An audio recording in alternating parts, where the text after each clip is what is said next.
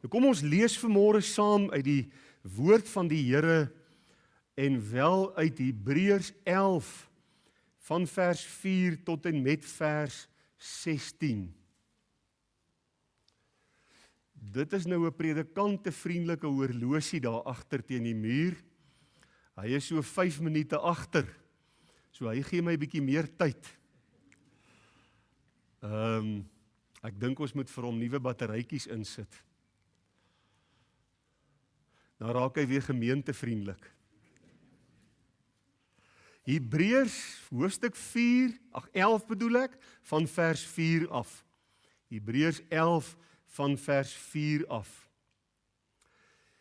Deur die geloof het Abel 'n beter offer aan God gebring as Kain, waardeur hy getuienis ontvang het dat hy regverdig was, omdat God oor sy gawes getuienis gegee het. En deur dieselfde geloof spreek hy nog nadat hy dood is. Deur die geloof is Henog weggeneem om die dood nie te sien nie. En hy is nie gevind nie, omdat God hom weggeneem het, want voor sy wegneming het hy getuienis ontvang dat hy God behaag het. En sonder geloof is dit onmoontlik om God te behaag, want hy wat tot God gaan moet glo dat hy is, en dat hy 'n beloner is van die wat hom soek. Deur die geloof het Noag, toe hy 'n goddelike waarskuwing ontvang het aangaande wat nog nie gesien was nie, met eerbiedige vrees die ark gereed gemaak, tot redding van sy huisgesin, waardeur hy die wêreld veroordeel het, en 'n erfgenaam geword het van die geregtigheid wat volgens die geloof is.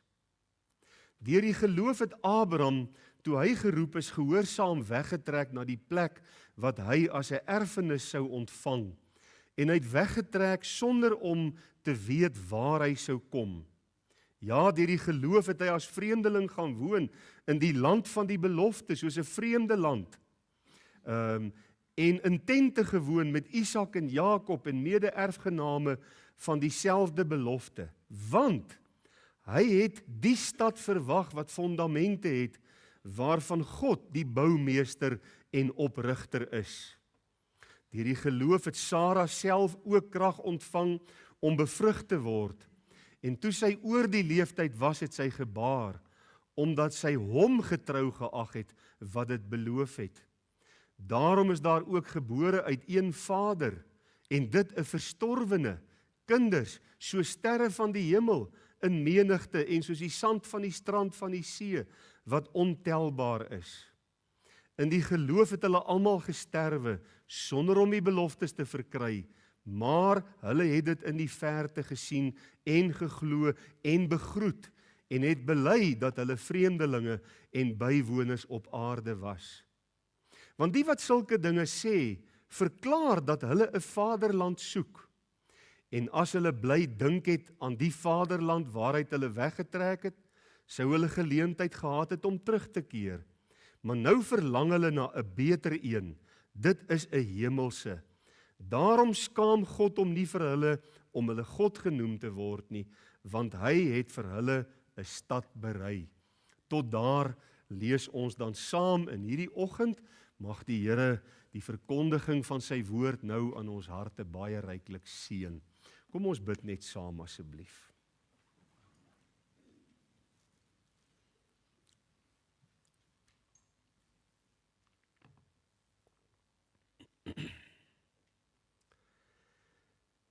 Ons liefdevolle, wonderlike hemelse Vader, op hierdie herfsoggend, die 25ste Mei van die jaar 2025, het U vir ons nog 'n geleentheid geskep om by mekaar te kom. En ons dank U vanmôre uit die diepte van ons harte vir hierdie besondere geleentheid. Ek het vanmôre daar in die konsistorie vir U gevra, Here, wil U by wyse van spreuke vanmôre die tyd net vir 'n oombliekie laat stil staan? Wil U ons elkeen help om ons harte vanmôre op U te rig en te fokus? wil U vir ons deur die werking van die Heilige Gees ore kom grawe om te hoor. Ons harte kom voorberei om in te neem.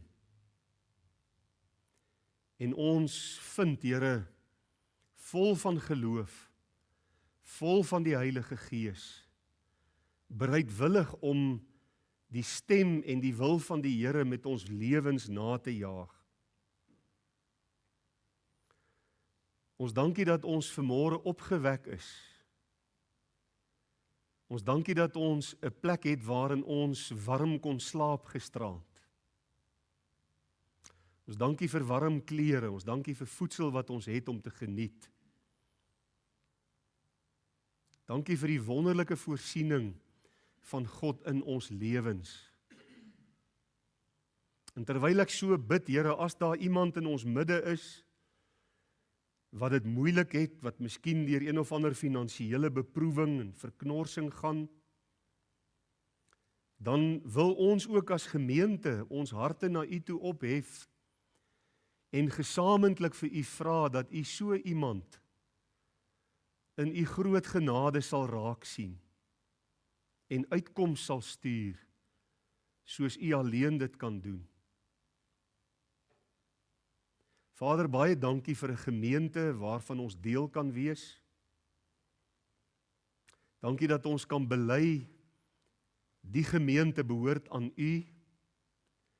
U alleen is die hoof van die gemeente, ons is almal lede.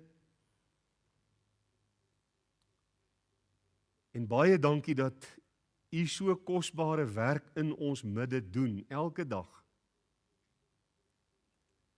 Dankie vir die onderskeie bedieninge wat daar in die gemeente is. En dankie dat ons kan bid dat U elke bediening met die bedieningsleier, met mense wat betrokke is daar, ryklik sal seën. Vader, baie dankie vir hulle wat hierdie week verjaar. Ons vra dat U hulle sal seën. En as dit U wil is dat U hulle sal spaar vir nog 'n jaar en dat U op 'n baie kosbare manier met hulle sal wees. Dankie dat ons voorbidding kan doen vir hulle wie se name week na week op die lys van voorbidding verskyn. Daar's 'n klomp van ons lidmate wat krankhede in hulle liggame het en ek weet hulle harte is op U gerig vir uitkoms. Dankie dat ons hierdie afgelope week by die Bybelstudie op so 'n kosbare manier kon leer dat U 'n God is wat hoor, maar ook 'n God is wat antwoord. Dat U 'n genadige God is, dat U barmhartig is, dat U groot is van goedertierenheid, liefdevolle goedheid. Ja, U liefdevolle goedheid is elke môre nuut en vars, leer die woord ons. En daarom, Here, kan ons met vrymoedigheid na U toe kom, met al ons behoeftes, met al ons node, met alles wat in ons lewens uitdagings is. Soms met gebrokenheid, soms met hartseer. En ons kan dit in gebed aan U bekend maak en U beloof, wanneer ons dit doen, dan sal die vrede van God wat alle verstand te bowe gaan, ons harte en ons sinne bewaar in Christus. Ons bid vir ons land. U weet van die ontmoeting die afgelope week in Amerika. Ons is nie 100% seker wat die uitkoms was en gaan wees nie. Ons word dikwels ingelig dat Suid-Afrika op die punt van 'n ineenstorting is en dan is daar baie mense wie se harte bevrees raak. Help ons, Here, om ons vertroue in U te plaas. Help ons dat ongeag ons omstandighede, ongeag wat gebeur, ons altyd op U sal fokus. Altyd U sal hou vas om ons deur te dra, hoe moeilik die omstandighede ook al. Want met U in ons omstandighede kan ons oorwin. kan ons heel ander kant uitkom. Maar dankie dat ons kan bid vir ons land. Dankie dat ons kan bid, Here, dat U ons in genade sal aansien. Ons bid vir 'n geestelike ontwaking in Suid-Afrika. Ons bid dat soveel duisende mense wat wegbeweeg het en weggedryf het van die Here en van sy woord af sal terugkeer.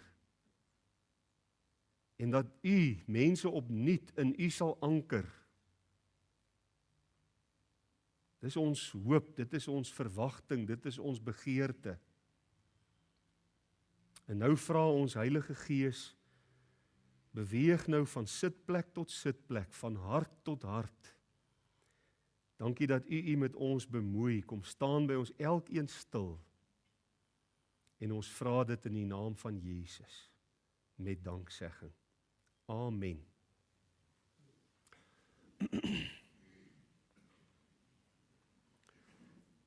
Liewe broers en susters, wanneer ons kyk na die verskillende name wat ons dan vanmôre gelees het, dit begin by Abel en dit gaan na Henog en dan na Abraham en Noag en al die verskillende name, dan is die tema vir die volgende paar boodskappe geloof in aksie.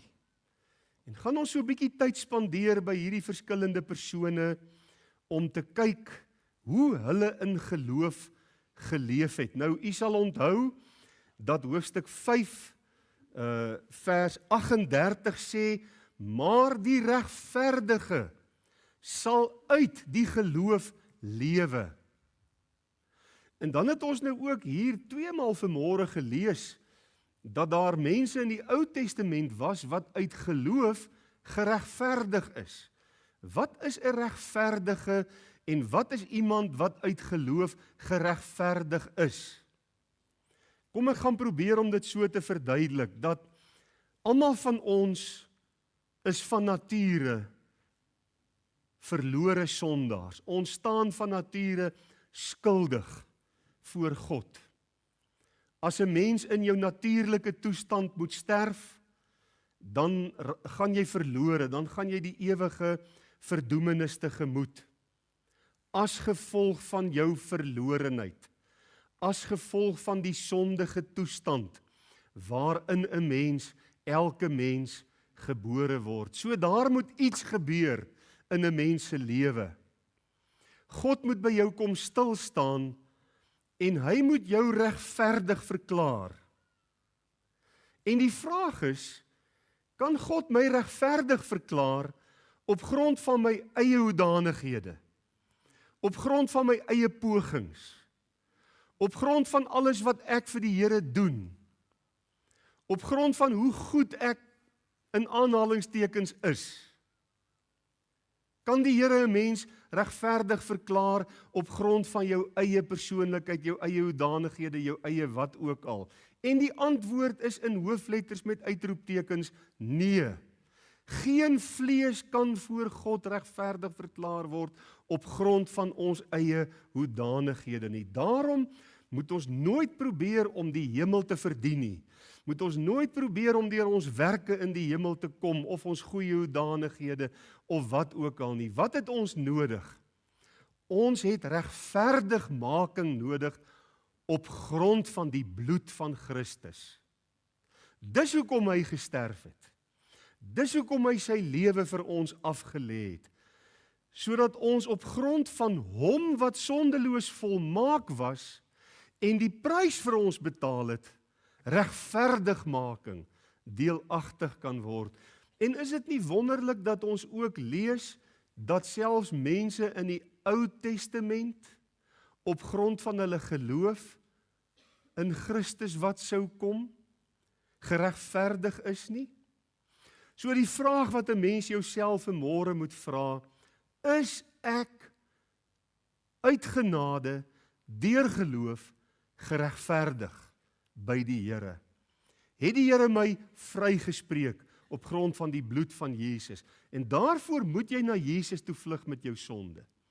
Daarvoor moet jy op jou knieë by die kruis kom en moet jy bely dat jy 'n verlore sondaar is, dat jy nie die hemel kan verdien nie, dat jy nie die Here kan behaag deur jou eie lewe nie, en dat die bloed van Christus die enigste weg tot saligheid, tot geregtigheid, tot regverdigmaking is. Ek hoop dit verduidelik die gedagte van wat is 'n regverdige, wat is regverdigmaking, wat is die geregtigheid waarvan die Bybel hier dan so duidelik praat. Ek hoop dis die laaste slukkie vir môre. Nou verlede Sondag het ons saam geluister na 'n boodskap oor die wonder van geloof. En ons het na daai eerste paar verse van Hebreërs 11 gekyk en 'n mens kan met eintlik net die vraag vra, hoe absoluut wonderlik is geloof nie? Dis 'n aangrypende ding wat die Here in 'n mens se lewe kom bewerk. En geloof, liewe gemeente, is nie 'n abstrakte ding wat ver van ons af is en waaroor 'n mens die heeltyd moet wonder. Nou, wat is geloof nou eintlik? Hoe werk geloof nou eintlik? Ek kan miskien net die aap uit die mou laat. Pretoria FM het ons genooi om weer 'n opname te doen en ek beplan dat ons vandag oor 2 weke weer die persoon sal kry wat vir ons 'n professionele opname kom doen. Julle moet daai oggend weer julle sangstemme saambring en dan gaan ons weer 'n opname doen. Wat 'n voorreg wat die Here ons as gemeente gee om ook die woord op die senders van radiostasies te kan laat uitgaan.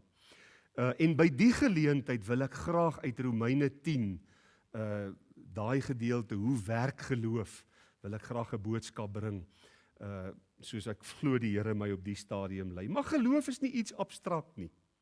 Dis prakties. Dit vind uiting in ons alledaagse lewens en dis hoekom hy sê, die regverdige sal uit die geloof lewe. En dan kom hy by hierdie klomp name en dan kom wys hy vir ons, hoe het Abel uit die geloof gelewe? Hoe het Henog uit die geloof gelewe? En al hierdie verskillende, ek hoor, daar word na hulle verwys as geloofshelde. Ek dink nie hulle gaan baie daarvan hou as ons hulle geloofshelde noem nie. Kom ons noem hulle die wolk van getuies. En dis wat Hebreërs 13 hulle noem. Die wolk van getuies, die getuienis van geloof en hoe hulle gelewe het. Nou, daar word in hierdie gedeelte van vers 4 tot by vers 40 word daar na 16 individue verwys en dan ook na 2 groepe. En ons gaan dan by hierdie 2 groepe, dis Israel en die profete, en dan die 16 individue gaan ons 'n bietjie stil staan vir oggend, vanaand en miskien nog volgende Sondag aand. Dan behoort ons klaar te wees met hulle. Nadat die Hebreërs skrywer oor die geloofsgetuies die geloofsgetuienis van hierdie 16 individue en die 2 groepe in hierdie gedeelte geskryf het, sê hy in vers 32 tot 34, so ek spring so bietjie vorentoe en luister wat sê hy. Hy sê, wat sal ek nog meer sê? Want die tyd sal my ontbreek as ek van Gideon en Barak en Simson en Jefta en Dawid en Samuel en die profete sou verhaal. So hy het 18 geloofsgetuies. Hy sê en die tyd ontbreek my om oor al die ander te skryf. Ek dink as hy oor almal van wie die Ou Testament praat en selfs die Nuwe Testament praat, sy geloof moes skryf, dan sou die Bybel 2 maal so dik gewees het as wat hy is. Dan kom hy, dan sê hy, die tyd sal my ontbreek oor hierdie mense, wat deur die geloof koninkryke oorweldig het, geregtigheid uitgeoefen het, beloftes verkry het, bekke van leeu's toegestop het, die krag van vuur uitgeblus het, die skerpte van die swaard ontvlug het, krag uit swakheid ontvang het, dapper gewees het in die oorlog, leers van die vreemdes op die vlug gedryf het. So, vers 32 tot 34 is 'n pragtige opsomming van hoe die mense in die Ou Testament uit die geloof geleef het en wat se impak dit op hulle lewens gehad het. Met ander woorde, daar is nog hordes geloofsgetuies. En dan natuurlik in ons midde vanmôre hier in 2025, wemel dit in hierdie oggend van mense wat kan kom getuig en wat Jesus Christus in hulle lewens vir hulle beteken en hoe hy hulle ook, ons ook in staat stel om uit die geloof te lewe. Met ander woorde, die gedagte van om uit die geloof te lewe het nie in die Ou Testament of in die Nuwe Testament gestop nie. Ons gaan hierdie praktiese boodskappe met mekaar deel as 'n aansporing vir u en vir my om ook ons lewens so in te rig. Die eerste na wie ons kyk is Abel. En wat sien ons by Abel? Ons sien 'n geloof wat in waarheid aanbid. Kan jy onthou wat die Here Jesus gesê het, daar kom 'n tyd en dit is nou, dat God mense sal soek wat in gees en waarheid aanbid. En ek het nou baie gaan dink, hoe kan ek hierdie punt formuleer? Hoe kan ek Abel se geloof in een klein sinnetjie vasvang? En ek het gekom by die formulering Abel geloof wat in waarheid aanbid. Kyk na vers 4. Deur die geloof het Abel 'n beter offer aan God gebring as Kain, waardeur hy getuienis ontvang het dat hy regverdig was, wat ek in die begin verduidelik het, omdat God oor sy gawes getuienis gegee het, en deur dieselfde geloof spreek hy nog nadat hy dood is, nadat sy broer hom om die lewe gebring het. Nou ja, daar word baie gefilosofeer, en wat is filosofie? Dis wysbegeerte, menslike redenasies. Daar word baie gefilosofeer oor waarom Kain se offer nie deur God aanvaar is nie, en waarom Abel se offer wel deur God aanvaar is. Onder andere word daar gesê, en my hart neig ook nogal in die rigting, maar die skrif sê niks hiervan nie, so hoor nou mooi, my hart neig in die rigting, ek dink soms ook so, omdat Kain nie 'n bloedoffer gebring het nie.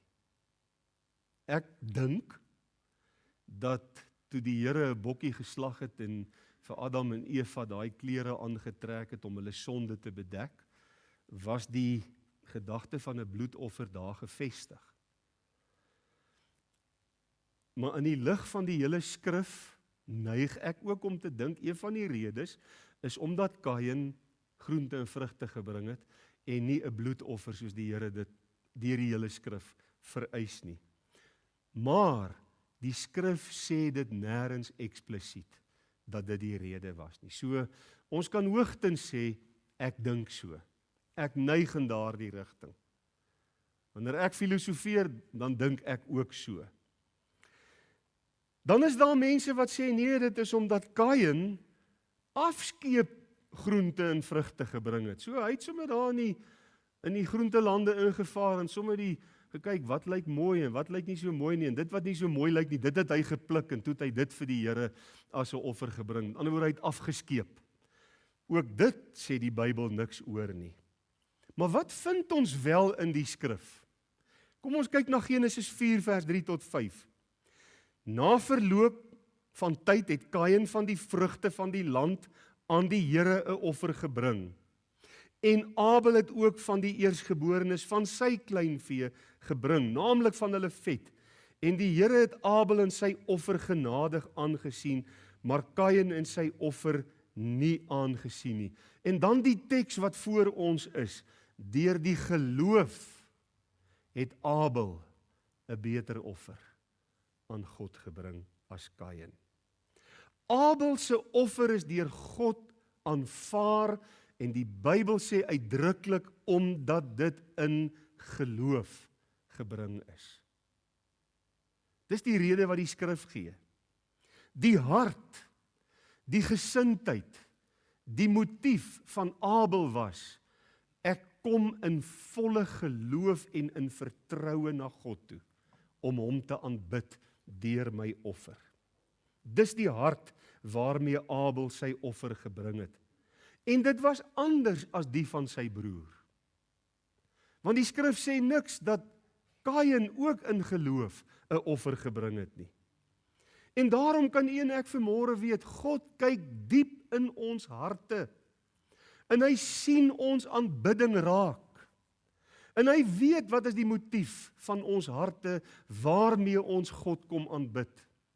Hy weet met wat se hartsgesindheid ons hom dien. Hy weet met hoe 'n lewe ons na hom toe kom. En God het aan Adam en sy nageslagte baie duidelik getoon hoe danig hulle aanbidding van God moet wees. En hier sien ons, Abel het in geloof gehoorsaam geraak. Sy geloofsgehoorsaamheid het gemaak dat hy 'n offer in die geloof aan die Here gebring het. En hoe tragies, hoe hartseer, dat dit juis sy geloof in God is, en sy wandel met God, en die offer wat hy gebring het, en die feit dat die Here sy offer in genade aangeneem het, wat gemaak het dat Abel liewer die eerste martelaar vir God geword het. Die eerste een wat met sy lewe moes betaal oor sy geloof in die Here. 'n broer wat ontvlam in jaloesie. En dit wys wat is in sy hart. Dit wys dat sy hart met God nie reg is nie. Dit wys dat geloof in God ontbreek. En sy broer doodslaan. Daarom sê 1 Johannes 3 vers 12, nie soos Kain, hoor mooi, wat uit die bose was, en sy broer doodgeslaan het nie. 'n Mens wat dink, dat jy uit die bose God kan aanbid, offers kan bring, die Here kan dien, 'n pad met die Here stap, uit 'n bose hart, kom leer vanmôre by Abel. Daar moet geloof in God wees. Daar moet geregtigheid uit hierdie geloof wees.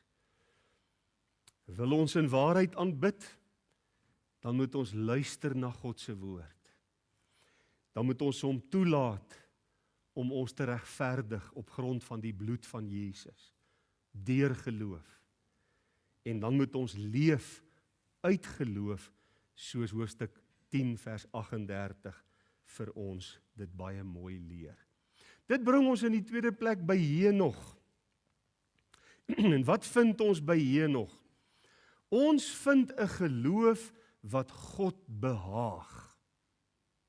Geloof wat God behaag. Deur die geloof is Henog weggeneem om die dood nie te sien nie. En hy is nie gevind nie, omdat God hom weggeneem het.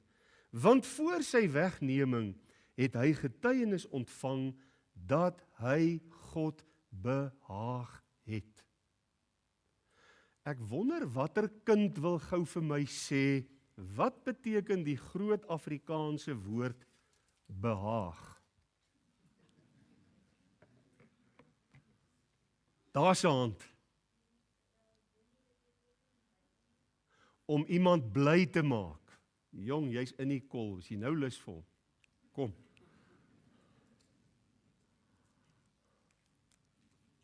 Dit beteken om iemand bly te maak, om iemand gelukkig te maak, om iemand tevrede te stel.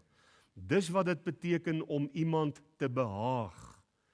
En hoe pragtig dat Henog getuienis ontvang het dat hy God behaag het, deur die geloof.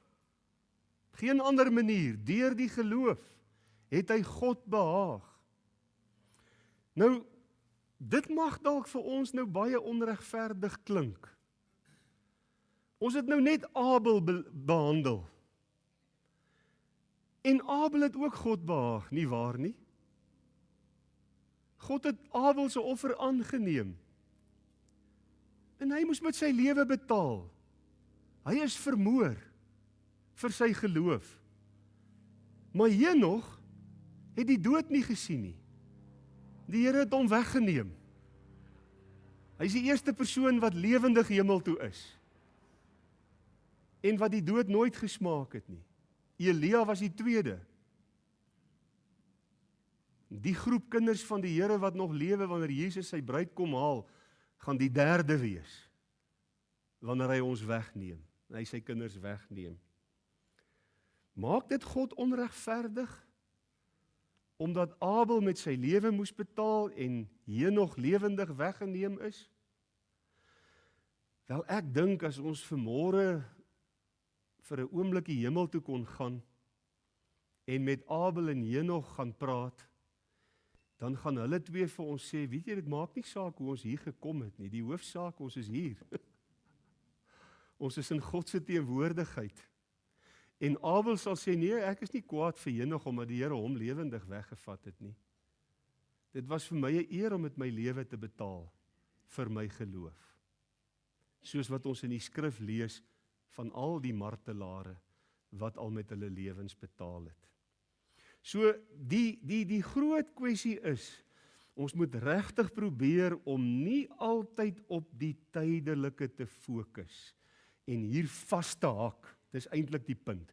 Hier vas te hak en nie verby die sterwensuur te kom en na die ewigheid te kyk nie. Ons moet regtig die Here vra, help ons Here, soos Paulus. Want wat sê Paulus? Ek verlang om heen te gaan en by Christus te wees, want dis verreweg die beste.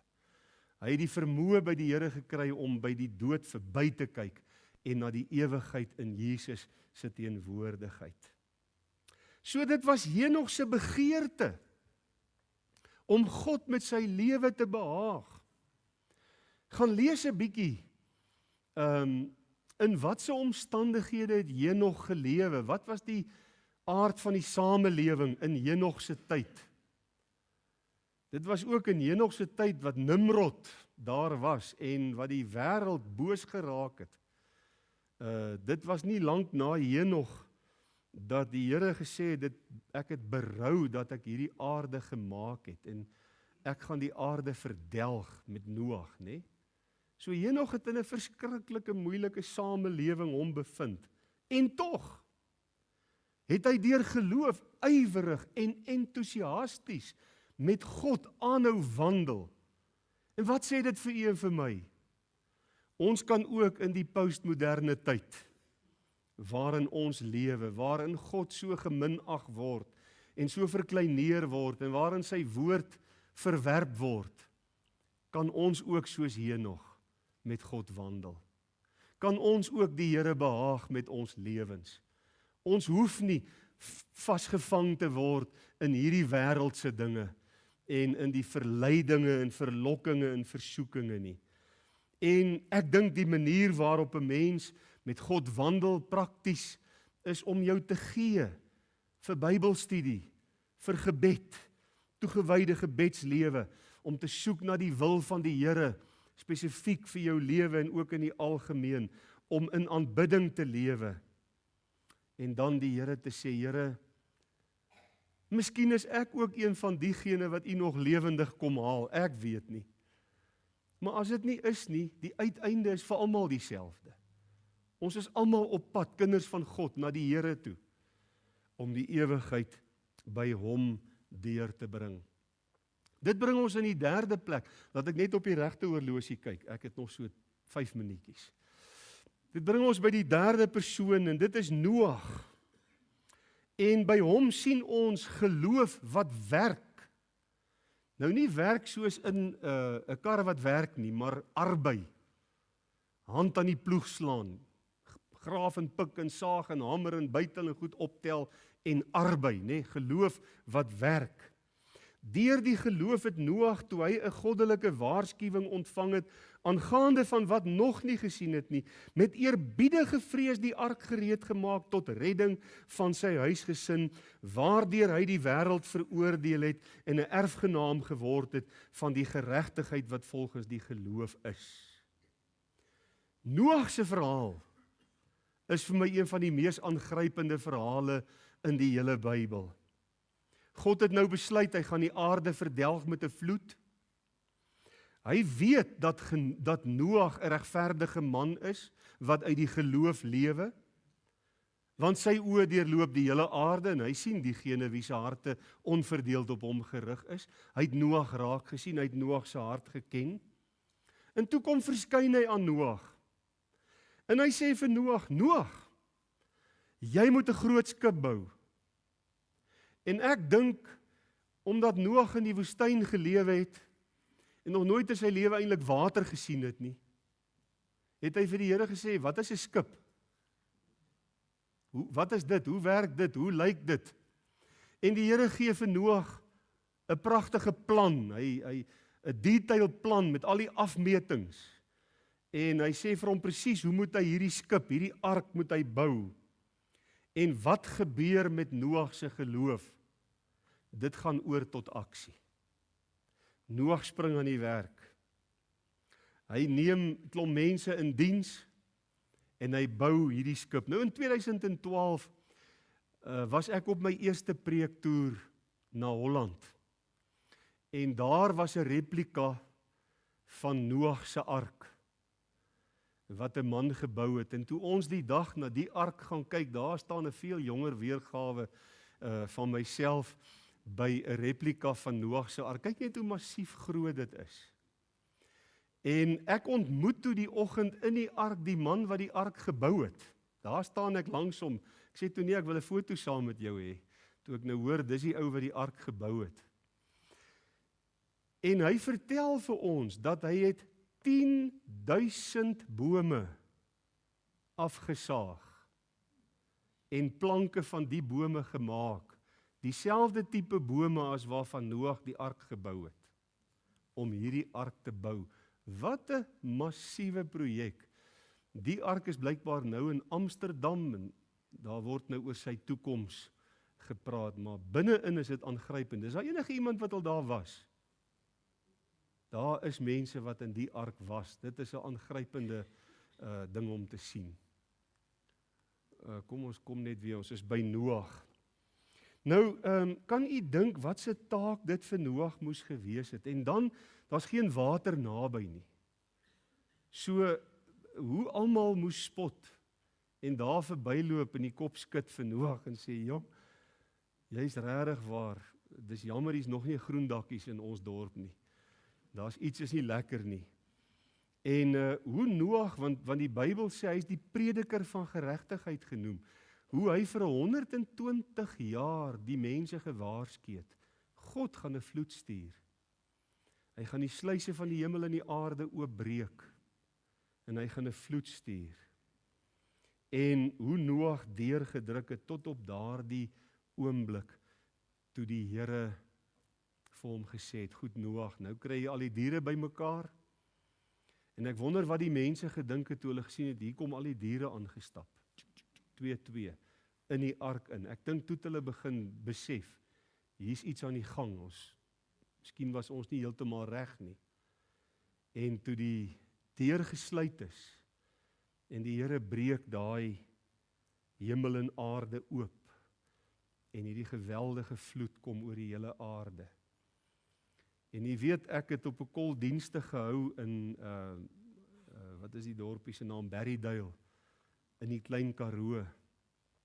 En toe het die boer, een van die boere, op die plaas my gevat, en hy het my daar na 'n fossiel, wat noem jy dit, formasie toe gevat, met skulpies en seediere in die Karoo.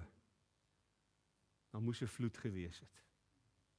Daar was 'n vloed. Daar is geen twyfel daaroor nie. Anders kon die Karoo nog nooit seediere en fossiel laag gehad het nie. So, Abel, sien ons 'n geloof wat werklik aanbid, wat in waarheid aanbid. By Henog sien ons 'n geloof wat God behaag, wat met die Here gewandel het. En by Noag sien ons 'n geloof wat werk. By almal van hulle, en ek sal dit weer noem, sien ons die eerste ding, geloof, werk, gehoorsaamheid. Om wat ook al te doen. Of dit nou is aanbidding, of dit is om die Here te behaag, of dit is om te werk. Geloof bring jou by gehoorsaamheid. Gehoorsaamheid gaan oor tot aksie. En daar's nou nog 'n klomp opwindende name wat vir ons voorlê. Vanaand sal ons voortgaan na Abraham toe, as die Here ons spaar. En ek nooi elke een, kom luister ook vanaand, hoe dat die Here deur Abraham en die res gewerk het. En dan sal ons volgende Sondag aand hopelik afsluit met geloof in aksie. Mag die Here ons genade gee. Amen.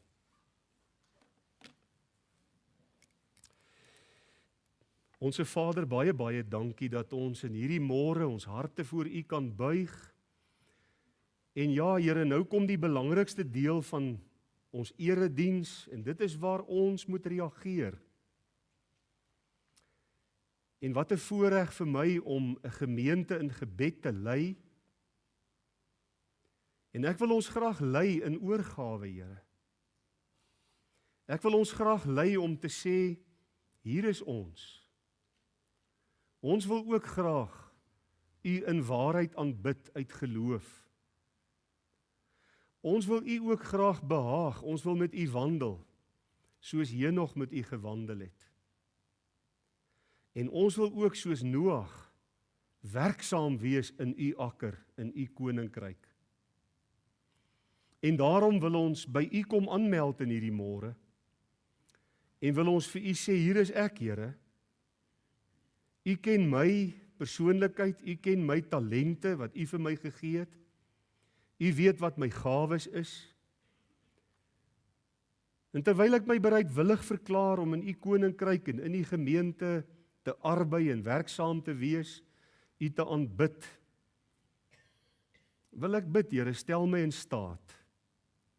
Bring my op daardie plek waar geloof oorgaan in aksie. Anders is geloof abstrak. Anders is geloof net iets waaroor ons praat. Maar U wil hê ons geloof moet uitwerk. U wil hê dit moet oorgaan tot hierdie pragtige aksie in U diens. Baie dankie dat ons dit vir U kan gee vanmôre. Ons kom en ons wil ons lewens op die altaar kom plaas. Ons wil ons opnuut aan U oorgee en ons wil sê, hier is ons, Vader. Gebruik ons. Wek in ons nuwe geloof vir alles wat U wil hê ons vir U moet doen. En as daar mense is wat nog nooit by regverdigmaking en wedergeboorte uitgekom het nie, dan bid ons dat U hulle ook tot geloof sal bring. Dat hulle ook vanmôre bewustelik hulle geloof in Jesus Christus se kruisdood sal kom plaas. Met die besef en die wete, dis al wat my kan red. Net Jesus alleen, net sy bloed alleen, niks anders nie. Dankie dat ons dit vanmôre kan bid, met dank in ons harte, om Jesus wil. Amen.